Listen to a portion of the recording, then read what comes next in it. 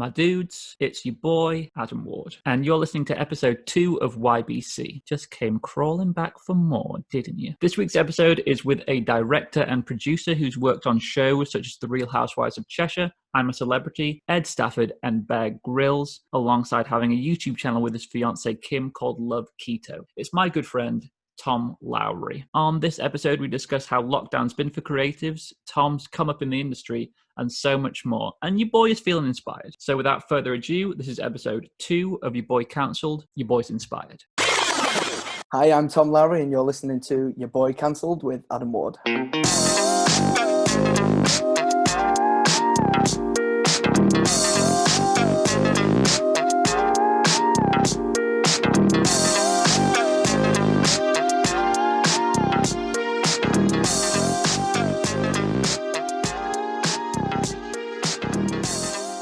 Hello, this is your boy, Adam Ward, and welcome to this week's YBC. You couldn't keep away, could you? And joining me this week is a producer, director, YouTuber, Tom Lowry. How's it going, my dude? Hey, I'm good, thank you, mate. Thank you for having me on. Oh, no worries, man. I'm happy to have you. I like how you did a little bit of research there. YouTube. Yeah, I know my stuff. Did you read my Instagram handle? No, I've done my bits and pieces. So, Nice things with you, buddy. Yeah, man, not bad at all. Keeping busy, you know how it is in these unusual times. Yeah, of course. The whole sort of industry's been hit hard. I know you were obviously down the whole theatre route, and how's it been for you? You know what? I had several projects. So I was supposed to be touring a show for most of summer. Then I was supposed to go to Edinburgh Fringe. Then I was doing my own show at this festival in Liverpool that I was going to tour later in the year. So that's kind of all been scrapped, which isn't ideal. But I think in some ways I needed that time off to kind of reassess and start burning the candle at both ends. Yeah, I suppose there's going to be a lot of creativity sort of come from this. A lot of people have been spending time at home working on projects that they probably wouldn't have even thought of going into Completely. Before. It could turn out for the better for the arts. I know it's been tough at the minute, especially in like even what we do. Like I had work lined up and we literally went in one day and they were just like, yeah, don't bother coming in tomorrow. I was like, okay, great. And then that was it. I was meant to be away all summer and just completely cancelled. The whole industry just like ground to a halt. Yeah, it's kind of on its knees right now. And I think the scary thing is that there's still so much uncertainty around everything. Yeah.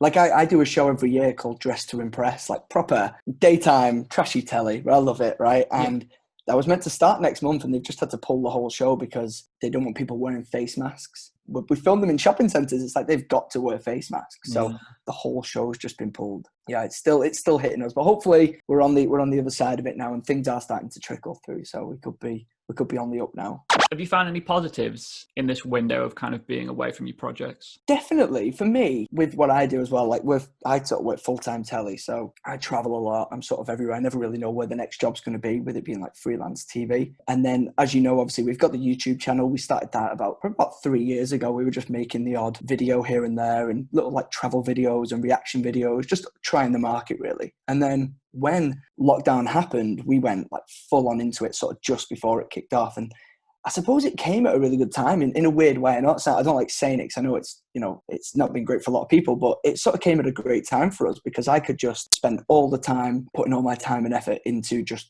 building the channel and having fun and working on it. And that's sort of been a blessing, to be honest, having the channel, because it's just kept us busy. Right? We wake up in the morning, you film a little bit, edit, it's fun, like something to do together. It's not been too bad for us. A little bit of work here and there would have been good. And I don't know how I'm going to feel about that first shift back, waking up early and actually having to go and do something. I think that's the unusual thing, isn't it? I've kind of been the same, throwing myself head into projects to keep myself busy. So I wrote a short play that's being performed at some theatre in Wales, and they're live streaming it from this theatre in Wales. And then also just doing this. I think I wouldn't have done this had it not been for all lockdown and everything. See that? Yeah, that's what I mean though. It's like creativity. It's people trying new things, and I think it's great. Like the amount of people that have started up new ventures like this since it all started, it can only be a good thing.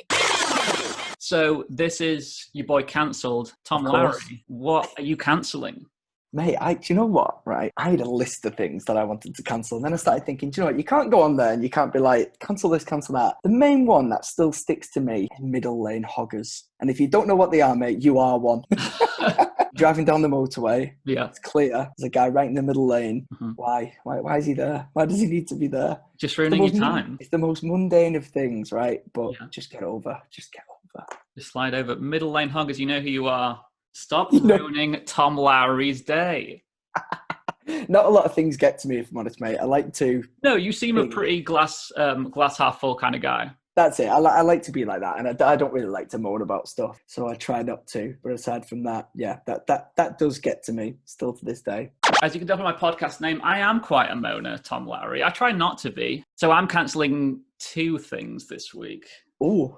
Going hard in the paint. What we got? So I'm cancelling. The first one is toe socks. You know, the socks for the individual. Have you been looking at my Instagram? Are you a toe socker? Right. I got. Let me explain before we go into this. Right. So my brother, not long ago, start lockdown, bought these shoes. Right. They're called Vibrant shoes. I don't have any, and they're not just toe socks. They're toe shoes. Wait, I think Joe Rogan had some of these. I think Oh, right, Joe okay. running in these. Yeah. Okay. Yeah. So I read a book on it, and they're meant to be really good for your feet. Right. Mhm. But that's the shoes. That's not necessarily the socks. Obviously, the socks go with the shoes. Otherwise, you can't really wear them. Anyway, he bought me a set of these socks, right? The toe sock. And I was freaked out by them. I was like, what the hell are these? Like, this should not go on your feet. Anyway, have you worn any? No, I've not. Oh, mate, it's like getting an individual hug on every toe. It's great. You've got to try them. But the thing is, with gloves, yeah. Yeah. With gloves, you've got there's a use, there's a need. Of course, so you can do things with your fingers. Yeah. What is the need with the toes? There's absolutely no need unless you've got a pair of those trainers I was on about, the Vibrant trainers. Yeah. There's I can't see any need in them. I wear them because at the time I was short on trainer socks. I'm not gonna lie, I was doing a lot of running and I needed them, and I still wear them now. I'm glad I've not got them on right now, if I'm honest. In some ways, I wish you had. Them up. That would have been great. That would have been great. I feel like the shoes they're very amphibian in some ways. I don't know why that is, but they are. I'm reminded of fish when I look at them. Do you know what's really funny? I did a poll on my Instagram because I just had this thing for those shoes. I was like, right, maybe I want some. You know, I'd read a lot about them, how they're good for your feet. It helps you run more natural, and you know, they oversell us these big cushiony shoes now to run in, and you don't really need them. It's just crap, right? So these are meant to be perfect for your feet. So I started looking into them, and Kim, my missus, she was like, hell no, are you wearing them? I will bin them. Like, she was like, I will literally throw them in the bin. I don't care how much you pay for them. I will bin them. Anyway, see, we need her on this episode to get to back me up my toe sock opinion. Oh my God, she would. But then I did a poll to Instagram. I said, right, okay, if I get more than 50% who like this and say it's good, I can buy some. I want to try them out. I want to buy some. Anyway, it got like 90% said they were like the worst thing they've ever seen. So so the poll is out, and people agree with you on it. That's good to know. It's good to know I'm correct. But hey, if it feels good, do it. I say. Yeah, it makes you happy. I will. I feel like I might send you some in the post though. So the other thing I was going to cancel. Okay. So we got a bit of heat the other week because my friend Ryan Lake cancelled Reading. I'm not going to lie, the people of Reading weren't happy about it. The place or the team? Well, it was the team, and then we just went into a bit of a slagging session on Reading as a place. Oh, God. People of Reading weren't happy about it, so I thought, you know what, I'm not going to make that mistake again, but I'm cancelling Great Yarmouth. You know what? I don't even think I've ever been, so yeah, cancel away. You're not missing out. I went on a stag do that my brother organised. He was best man, and we got one of those big canal boats. Oh, yeah. Which was unreal. Loved being on the canal boat. And we went. Like a barge? Yeah, like a barge. Barge.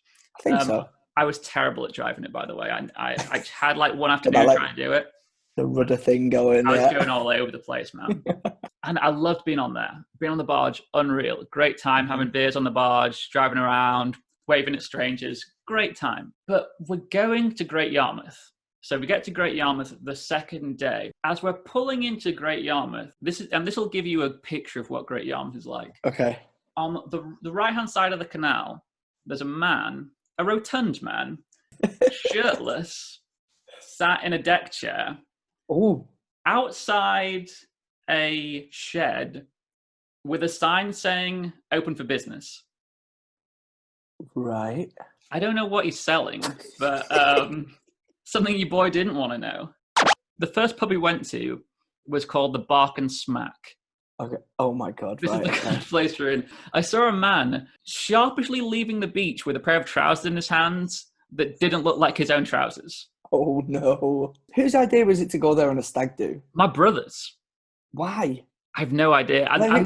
Have you got any sort of connections there? No, Or none at that's all. part of the, So he my just friend, thought, did he literally just like, just close his eyes and just go like that? Great And just Yarmouth, think, more Great or Yarmouth, less. great. Yeah, I think it's because my friend Miko, who's getting married, lives in Watford, and I think my brother wanted to do the canal route, and the closest trip near him was going towards Great Yarmouth. A horrendous place. It sounds it. We'll not be booking. No, I any wouldn't. trips to there soon. And now the Great Yarmouth Tourist Board will be all over this podcast sharpish.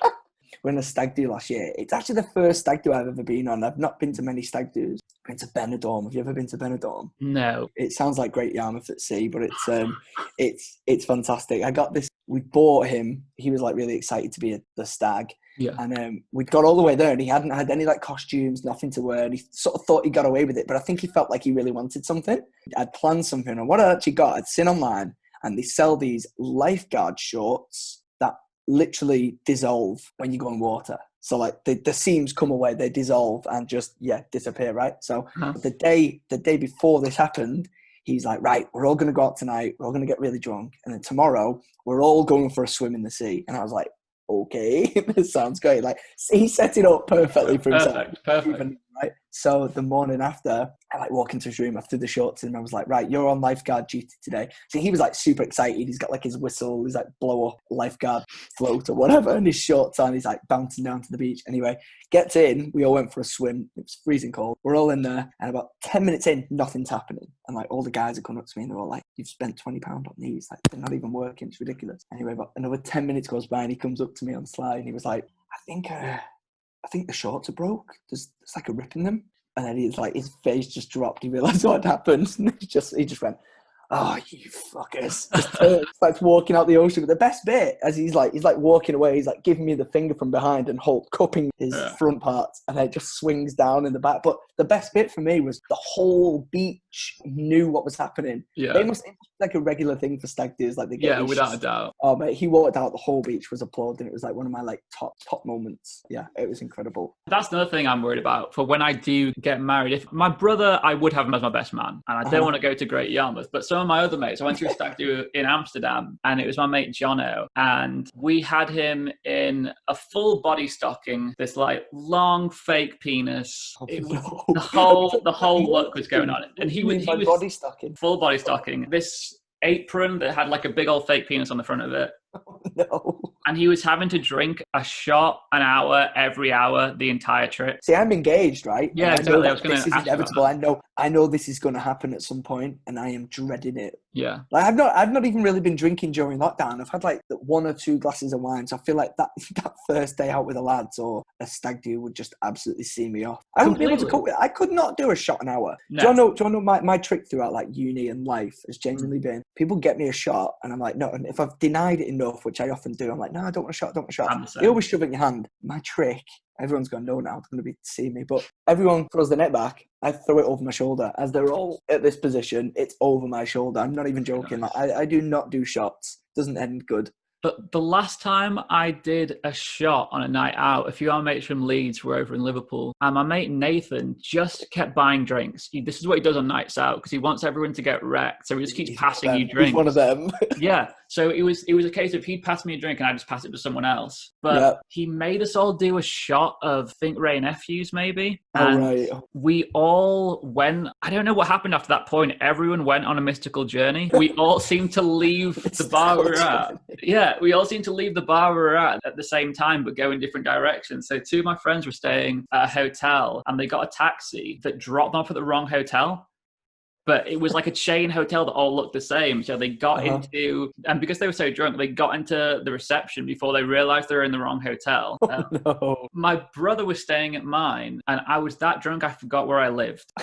This was not long ago. This was maybe a year ago. And I knocked on a stranger's house at 4 or 5 in the morning. No. Maybe 2 They streets away answer. from me. They opened their window and just said, "You don't live here." You don't live here. Leave Not now. good. But Oh, nightmare. I had a very small moment of clarity where I suddenly remembered where I lived, and this is how drunk I was. I thought, well, I can remember where I live. I just need to go immediately. So my brother was still looking around on this unusual street we were on that wasn't far from me, and I Yeah. just sprinted to my house because I thought I need to get to my house while I'm clear enough to know where I live. Do you know, throughout like uni and maybe just beyond, I sort of grew this reputation of running away. My friends actually called me Houdini on a night out because I'd just run home. I'd just get to a point where like I knew I was drunk and I was like fearing the hangover the next day. I was that drunk and I'd just run off. I wouldn't tell anyone because the issue with my mates, I don't know if your friends are the same. I'm sure a lot of people are like this, but you cannot tell them you're going home on a night out. They just won't let you go home. Yeah. It's like, no, you're staying out, you're staying out. Yeah. So I just used to have to run off. And then, I literally got the name Houdini. I used to just disappear and leg it home, like not stop running. Oh, so for those who don't know who are listening, me and Tom both went to uni together, if it wasn't clear. We had to do individual presentations on a placement we'd all done. And I remember you had done, I think you'd done a student film. Ooh. Was this right? I don't remember now. You'd done like I'm sure you'd done some kind of short film. Yeah. I remember. I remember it now. Yeah, I did. Yeah. It was called From Little Acorns. Yeah, because I feel like you showed it in the session. Yeah, I would have done. Yeah. I remember you saying, I think we'd all been sent emails about auditioning for it. Uh-huh. And I remember you said in your presentation that you saw the email come through and you're umming and ahhing and you just thought, no, if I don't do it, I'm going to say, why didn't I do it? And I just thought, I'm just going to go for it and do it. Yep. And that's something that really always stuck with me because I think for so long, I was always someone who thought, oh, what I do is great. Opportunities will just come to me, which isn't the case. And I think for anyone who has any kind of level of success, you need to put that work in yourself. The older I get, that's something I learn more and more and see more and more. That it's so true. No one's going to push you. You need to push yourself. And is that a mentality that you've always had? Yeah, always. Like, God, even just thinking back to that time then, I remember I was in the Territorial Army at the time when I went to uni. I used to do the TA. God, it seems like a lifetime ago. And my dream, like my literally dream at the time was I wanted to be Bear Grylls' cameraman. Yeah. And then I think deep down, there was a part of me that was like, you're never going to be Bear Grylls' cameraman. Like, that is like, there's already someone doing that. And by the time you get to that stage, Bear won't be doing it anymore, or whatever. It just seemed too far away from me, and the course didn't match up what I was doing. I just felt like I was going the wrong way. And then I sort of got into telly and stuff, and I started as a runner, started at the bottom, and sort of worked my way up, like cut my teeth on all like the daytime shows and all that sort of stuff, like studio shows. And then it was back in 2016. Kim at the time, actually, my missus, she was like, oh, have you seen this? Like, I always went on about Bear Grylls. I never hid that was like where I wanted to be. I just deep down felt like, maybe it's not a possibility, but I still put it out there. I still told everyone I ever met that I wanted to do that. And then, you never know who's listening. And then Kim one day, she was like, tap me on the shoulder. She was like, they're doing a Bear Grylls show in North Wales. You need to get in touch. It's ITV. That was who we were working for. You need to get in touch. So I did. I sent an email to this guy and I was like, and I had like no qualifications. Like there's the style of TV I do now, like I do a lot of survival shows and I sort of film all those like Ed Stafford and all those sort of things. But at the time I was doing like studio shows, which was honestly, it was casting. It was nothing like that side of telly. It was a completely different area. And I emailed this guy and that's, my CV doesn't match up. And he was like, oh, thank you anyway, but we're crewed up, no worries, see you in a bit. And I was like, right, I've been denied. I was like, no, I need to keep emailing him. So I sent him like another 2 emails. I was such a little pest. And then eventually he rang me and he was like, you really want to work on this job, don't you? And I was like, oh my God, it's my dream. Like, it's all I ever wanted. And then he got me out there. He ended up getting me out in North Wales and we spent 2 weeks. And I didn't even know how to use a camera then. And I remember of a night time I'd go back and they'd leave the cameras to like be cleaned and stuff. And I'd just like turn them on and have a little fiddle and try and learn them. And then on the last shoot day, Bear came. We didn't have him for the whole time. And we're filming on the top of this mountain. And I was just like doing runner jobs and, like getting teas and coffees and doing all that sort of stuff. And then Bear came and there was a camera on the floor and the director who was shooting at the time was directing Bear, so he couldn't shoot. And I just picked it up and I was like, I'm just going to start filming him. I want to say I've filmed freaking Bear Grylls. I want to say I've done that. So I did. I picked it up and I remember the director coming around to me and he tapped me on the shoulder and I was like, oh no, he's going to like tell me off. He's going to say, put it down. And he just went, get a tight shot on Bear for me. And I was like, oh my God, I've made it. I've literally made it. And that was it. And for me, that was just because, I mean, I'm not going to lie, I'm a believer in law of attraction in a sense that if you put enough out there to the universe, someone's going to hear it. So the right person is going to hear it. And all these people who say, oh, that's bullshit, it's made up stuff. Yeah, fair enough, it might be. Like scientifically, it doesn't really make sense. But the proof is there. If you put it out there to the universe, someone is going to know, think of you for that, put two and two together and make that connection happen. And that's all it takes. Just one email, one job, and then you send that email and who knows what could happen. And that's how literally I've based my career. And right now I'm like, I just got back. I say just got back. It was last November. I spent like 6 weeks in China with Ed Stafford.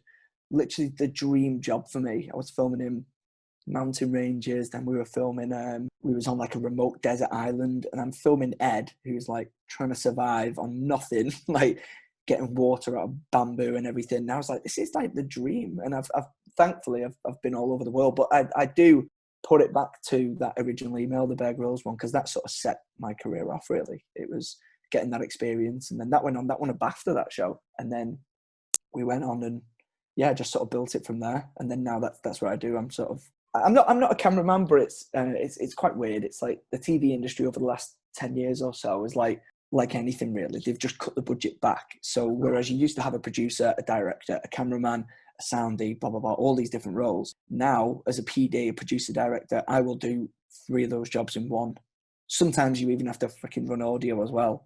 And it's really bad. Like it's undercutting people. It really is. But the job's there. But that's my job anyway. So yeah, I've often got a camera on the shoulder and you've got to. I suppose just that thing of you got to do what you got to do to keep 100%. Moving. Yeah, exactly. You've got to get with the times. And don't get me wrong. Like I would never say I'm a cameraman. You see some of these boys work and they are like freaking insane. Like they can shoot phenomenally. But like the skill I think a PD's got is more, they can shoot to a good standard, but not quite that. But they can also do things on the run. They can talk to the presenters. They can get what they need out of they can direct the scene and you can see things moving. So I think that's sort of the niche that I went down. But yeah, that's so funny that you said that about that email, because that's what I literally attribute my career to, is just sending that one email to that guy. And I still keep in touch with him now. He was actually the showrunner on the Ed Stafford gig I did not long ago. It's crazy. Like, yeah, I do put it back to that. That's so funny that you remembered that, man. Cancel. I want to talk a little bit about yours and Kim's vlog, YouTube channel. How did that all get going? And you guys have got like a huge level of success from it now, it seems. Yeah, it's gone crazy, man. I think it started, like I said, about 3 years ago. It was Kim's channel initially. It was to her name, Kim Ensign. And then we would just film. We didn't really know what we were doing, if I'm honest. We would film because Kim's whole idea behind it was, when I get to like 60 or 50 years old, I want to look back and go, oh my God, do you remember when we went there? And there's still a lot of videos that we talk and we just didn't really, it was just for us. That was the main reason behind it. And then Kim is half Filipino. So a lot of the content we started to do was sort of, she would teach me the culture. Like she speaks fluent Tagalog, which is Filipino. So she'd teach me some Tagalog words. Like we'd laugh at how crap I was at it and how I couldn't say any words. And then we actually did a video that really took off, and it sounds ridiculous to someone who doesn't really watch YouTube and that side of things. But it was a try not to cry challenge. I know it sounds crazy, but what it was, there was all these like Asian commercials and they're all so sad. They're like a film. They're literally like a short film. Me, Kim's mum and Kim sat down and we watched it. And you just watch these commercials and you just try not to cry, essentially. You just react on it and talk about it. That's all it is, a reaction video. And one of them, it was a Filipino one, and it really hit off. Like we got I think it was well over 1 million views in like a couple of weeks. It was like, compared to what the channel was getting, it was incredible. And then we were like, well, there's something in here. And we enjoyed doing it. It was quite fun to, react to something and talk about it and see it together. So we did more and more of them. And then the channel sort of went down the reaction route. There's a lot of issues with reaction videos and YouTubers with that because, for one, you can't monetize it because it's someone else's content that you're watching and reacting to, and there's no ways around that. And it's just quite tricky and bitty, and even, as you'll know, trying to match up audio with a video, it's quite tough. So we sort of just slowly came out of that, but that sort of gave us a good base to kick off and start going. Then we did one video which just really just went viral overnight. Kim spoke to me for 24 hours in fluent Filipino, and it was just a lot of me, like I said, just looking like rabbit in the headlights, not knowing what the hell, but I had to like act out on what she was asking for, and like, oh man, it was funny. But that got like over 1 million views, and I think I remember we were in London at the time, and we kept checking the phone, and like we were like refreshing how many subscribers we got, and it jumped up to like 100,000 in like overnight, literally overnight. And then and then recently, it's probably about a year ago, Kim really wanted to make it into a family channel. Like I was on the videos, I've always been on the videos really, but she wanted to make it more of like a family channel. And then we went with Love Keto, which stands for Love Kim and Tom. And yeah, then we're on over 300,000 subs now on it, and we make these regular videos, but we enjoy it. And it's not about like how many views we get or how many people subscribe to the channel and stuff, but like for us, it's just, we just love doing it. And like I said, there's still that meaning behind it of, we want to look back in 20, 30 years time and, you know, show our children, a little boy on the way. He's due September. With the baby on the way, it'll be nice, and especially it'll be nice for them to see it. Yeah, when they're older and see that process. Yeah, exactly, and you know, see what his mum and dad were like. Yeah. But yeah, so a lot of the channel is me doing silly dances and being silly. But to be fair, like Kim always says this, like when I'm at work, I'm like the most serious guy ever, like, you know, I'm really professional and everything like that. And then I come home and I'll film, often I'll get back and there's all lights set up and Kim set up a surprise or something crazy, and somewhat crazy more like, and I'll just be filming this daft video where I'm like dancing around and just being a fool. But that's me. That's what people don't see. That's like me at home. And I love now that that's out there to the world, and I don't have to be this. Everyone has two sides, I think. I think they've always got this one side that like they can be themselves, and then there's always this one side when, you know, the public eye is on them. And I feel like I was always battling with, I've got to be cool, but, you know, I've got to be serious, I've got to be work. But also, I just like to freaking have fun and just be a bit silly sometimes. So that is me on the channel. If you've ever seen any of the videos, I'm just a freaking loon. But yeah, it's like I said, it's been a blessing during lockdown, just for something to do as well and have fun, and something for me and Kim to do together and look back on. And you get good, like, man, you get good at editing. You get quick at editing. I couldn't edit before lockdown, and now I'm like, think so quick. Yeah, that's one of the things I'm getting used to now with this podcast, trying to edit and use like what's the best software to use and how I can do it quicker and all that kind of stuff. Do you think with vlogging, in some ways it helps your relationship? Do you ask each other, because I've watched a couple of videos, and do you ask each other? I think the nice thing about podcasts and vlogging is that you get to speak to people on a deeper level. And obviously she's your fiance, but I think, do you ask each other questions that you might not normally ask if it wasn't in that format? Definitely. I think that's a really good point. We did a video recently. I can't remember the title now. It literally went out last night, and it's about how, like, was the baby planned essentially? And that and the baby wasn't like we just said one day, oh, let's have a baby, but it was something that we looked forward to in 2020. It was like, okay, that's probably our next step and stuff, and we sort of talked about that. But yeah, I think you are right, it does sort of prompt you to ask questions and talk to one another about things that you wouldn't necessarily just say. Kim and I are really open anyway, like we just say it how it is. I don't know if you've met Kim or you've seen it, but she will say it how it is. You know, that's what I love about her. But yeah, I think you are right. There is definitely a sense of that. And a lot of the times as well that comes up is we do Q&As. So people will send in questions, and most of the time as well, we don't get to read them before we do it. So you're sort of just popping up straight in, and that's what's best usually, because you're sort of put on the spot and it's a real answer. And we try to be as real as we can. Yeah. Obviously we don't put everything on there, but you got to be as real as you can and as authentic as you can. You just got to be yourselves, really, otherwise it definitely shows. I completely agree. I filmed a video not so long ago for someone was doing a GoFundMe for my friend's bar, and they just sent a message around to everybody saying, could you just send a message and say what you like about the bar? And I wrote myself a mini little script to read, and I watched it back. I just thought, this is so soggy, and it's so obvious I'm sat reading something. And like you said, it is, and like you say, it is so much better when you say it from the heart and you just say it as it is. Of course, that's quite funny you say that. I had a tattoo a few years back, and it was when we'd only really just started doing the channel regularly, like regular videos. And my tattoo guy was like, and we were filming as we were at the tattoo place, and he was like, "How do you do it?" I was like, "Well, what do you mean?" And he was like, "How do you not sound like a dick, when you talk? And like, how do you feel yourself?" And I hadn't really considered it until then, but when I first started, I definitely did filter myself a lot more and sort of be who I wasn't, you know what I mean? Like talk a bit differently. But just because you, like you say, you worry how you come across, and that's so true. You really do.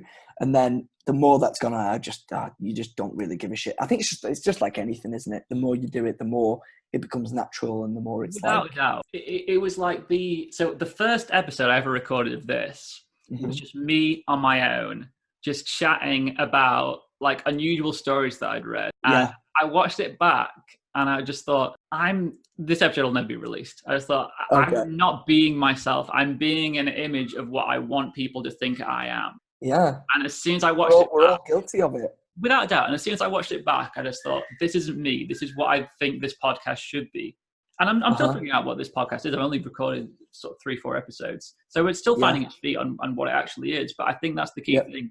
If you're not being an authentic version of yourself, people will see straight through it. 100%, man. 100%. That's so true. That really is. But yeah, no, man, that's really true. You've just got to be yourself. I suppose it's the same as like an actor reciting the lines into a mirror. You never really know how you're going to come across until you watch it back and see it again, and then learn from that and grow from that. I do think a lot of the whole image thing comes from the likes of like Instagram and stuff. Without a doubt. I find that I really should, but I don't post as much as I'd like to on Instagram. Just because, again, I feel like there's always this, you're always filtering yourself. You're like, oh, is that photo good enough? Is that this? Which is why I love the stories so much, because people are so real in the stories. That's just unfiltered. It's never 24 hours. Like, you do what you want on that. But I do feel like that's where a lot of this sort of culture comes from, is people being so like, feeling so inferior to all these big brands and stars on Instagram and stuff. Because people just want to show the best version of themselves. It's a highlight reel, isn't it? Yeah. It really is. It really totally. is. And we're all guilty of it again. Oh, it's 100%. One of those things. Yeah. But the world we live in, eh? So you travel a lot with work and vlogging. Where would you recommend? Where's your favorite place you've been? Oh, that's really good. Okay, vlogging wise, I've got to say the Philippines. Like, have you ever been? No, I've not. Oh my God, mate, it's incredible. So we this trip we just got back from, unfortunately, we got to travel around a little bit, and I actually worked a little bit while I was there. And we went to an island called Siargao. Siargao is like how I imagine Bali was like 10 years ago, before it went like huge, like the Bali boom. Siargao was, it was like incredible. It was just like palm trees everywhere, just forest upon forest, a couple of tiny little towns, like places where you can sort of stay and really surf a vibe, like great, just really good fun. And you can just like hire a moped for like a few quid and just literally travel around for the whole day. You can do the whole island in a day, and you can see the sunset, the sunrise, and just a really good vibe. It's like everyone's just really nice, and it's great. And there's something going on every night. So what I loved about it, the bars don't compete with one another. Instead, each big bar takes it in turn to host a night of the week. So then everyone goes to that bar, and then they'll trickle off to the others as well. But it just means that every bar is getting at least, some hit of the island's revenue every week, which is great. I love that. Yeah, and it must be nice for the community having that spirit of everyone coming together. Definitely. Yeah, definitely. So that's where I'd recommend that. That's the best place where we've been vlogging wise. In terms of work, Alaska, oh my God, it was my favorite place. I worked in a place called Haines. So I was filming like a gold mining show, just like an hour and a half drive out of Haines. So we would stay there over a weekend. But that place is like, it's like the Lake District on steroids. There's just like mountains everywhere. The ocean comes into there as well. So there's a lot of cruise ships come in through the week. So it's a like really beautiful place. But like over weekend, every Saturday I would do the same thing. We'd drive back to the town. I'd go and play golf on this course where it's called Valley of the Eagles. And the eagles there are like pigeons. I'm not even joking, man. There's like hundreds of them. You just see bald eagles everywhere. And then we'd go like, of a nighttime, I'd go and like take some photos down by the lake, and you'd just see a bear. There's just bears everywhere, grizzly bears, and mate, it's insane. Such an incredible place. And even the flight into Haines, you can drive in, but you take a seaplane in from Juneau, which is the capital of Alaska, and the seaplane is this tiny little, like I was co-pilot on the flight in, because the guy was like, oh, we haven't got a co-pilot today. Does anyone want to be co-pilot? I was like, yeah, okay. So I was co-pilot in. And this but was it's work, just you say? amazing. This is from work. So yeah, Because I was going to say, what would Kim's reaction have been to that? oh mate, no chance she would have gotten that plane. We did a flight over the Grand Canyon once, and it was this tiny little plane, and we were both so sick. It was horrible. So I don't think I'd ever get her on a tiny plane again. I know for a fact Erin would freak out at that. That would not be her scene. It's crazy, but beautiful. Such a beautiful place, and just like lovely, amazing people as well. Like I've met some like friends for life there. That's amazing. Really, really nice people. I'd recommend that. What advice would you have for anyone trying to make their way and come up in the creative industries? I know that's a big question. No, it's a good question. Best advice is just to put yourself out there. I feel like we live in like right now is the greatest time to be alive. It may not seem it, but like you go back 100 years and look at like what our great grandparents had. You know, we're AI now. We literally got a mobile where you can just go onto the internet and you can find anything and anyone. And that's what I used to do before I got into TV, or when I was just starting out in TV. I would like look at people's names on shows I really liked, go through the credits, and just like stalk them online and see like how they started out and what they started and what their route was. And that's what I think you need to do. Is just the best advice is think of what your final goal is, write that down, and then just work backwards. And it sounds so straightforward and simple, but that's literally all it is. And then the mind works in a great way. You'll always find a solution to something if you put it on paper. So just write your end goal, whether that's, oh, I want to be Bear Grylls' cameraman. Okay, what do I need to do before that? Well, I need to work on a Bear Grylls show. Okay, how do I work on a Bear Grylls show? Well, I need to reach out to someone who already works on that show. Okay, how do I do that? Well, I need to get in this position, and just keep going all the way back until you're at the position you're in now. And then aside from that, I know that went off a little bit. I'd say just send that email. That's all it needs, just that one email.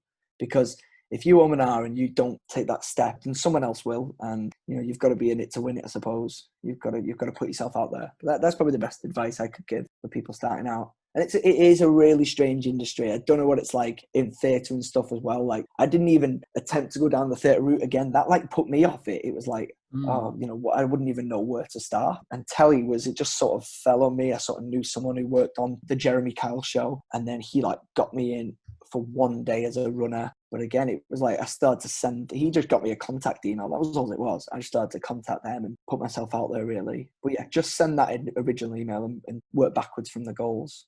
That's what I always do. And I think that's what it is. It's about taking those chances, isn't it? Mm-hmm. Definitely. And that's definitely something I've learned to do.